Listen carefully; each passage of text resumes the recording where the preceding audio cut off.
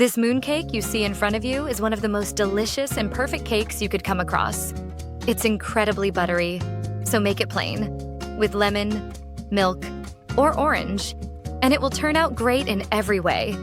Today, we will make it with a very simple addition that will be blueberry flavored.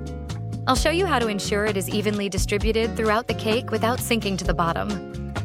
Of course, this applies to any type of dried fruit or jam, and it will turn out perfectly, even if you prefer it plain. It's amazing with a cup of tea.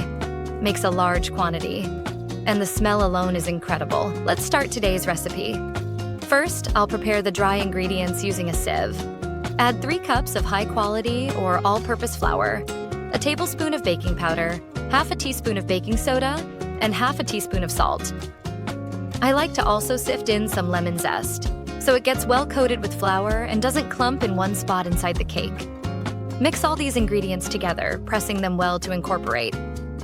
Now, we're done with the dry ingredients, so we'll set them aside.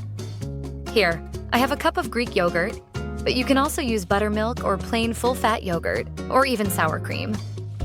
In today's recipe, I used Greek yogurt. To the cup of yogurt, I added a 1/4 cup of lemon juice, about 60 ml. Mix them well together and set them aside. In a large bowl, I added a cup of butter. The butter should be soft, at room temperature, like the consistency you see here. I also added 2 cups of sugar. Using a strong whisk or an electric mixer, we'll start mixing the butter with the sugar until it reaches a soft, creamy consistency. This recipe works with a hand whisk, an electric mixer, or even a stand mixer with a paddle attachment if you prefer not to whisk by hand or want faster results. I suddenly decided to put down the electric mixer and use the hand whisk to make it easier for you and show you how, with simple ingredients and tools, you can achieve this great result. I whisked vigorously until the butter became soft and fluffy, as you can see here. I have 4 eggs at room temperature on the side. We'll add the eggs gradually, one by one. Break the first one, add it, and whisk well until it's fully incorporated into the cake batter. Then add the next one, whisking until it disappears, and so on, until all the eggs are incorporated. I also added a teaspoon of vanilla. Now, we'll bring the bowl with the dry ingredients: flour, baking powder, baking soda, and salt, and keep the yogurt and lemon mixture close by. We'll add the flour and yogurt alternately in about 4 stages. First, add 1/3 of the flour, whisk until it disappears. Then add 1/3 of the yogurt and whisk.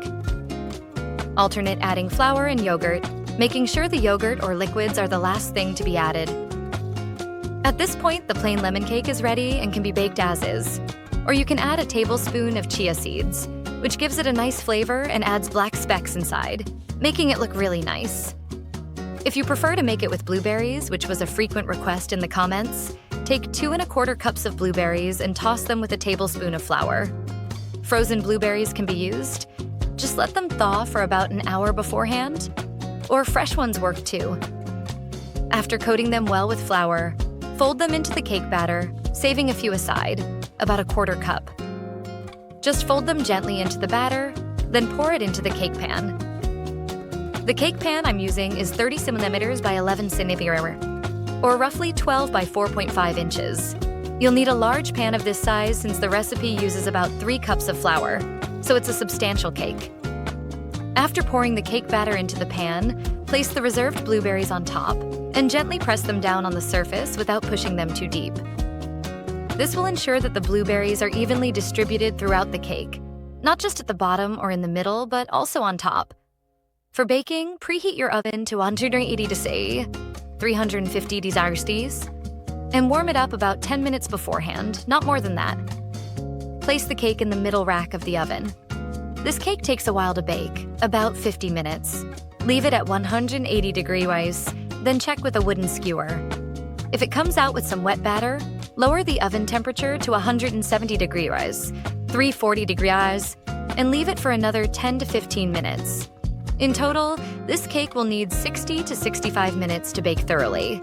It took 50 minutes at 180 degrees, then I turned off the top heat, turned on the bottom heat only, and left it for another 10 minutes at 170 degrees. This method worked perfectly for me. Here's how the cake looks when it comes out of the oven. The smell is amazing. I let it cool on a wire rack for about 3 minutes before turning it out.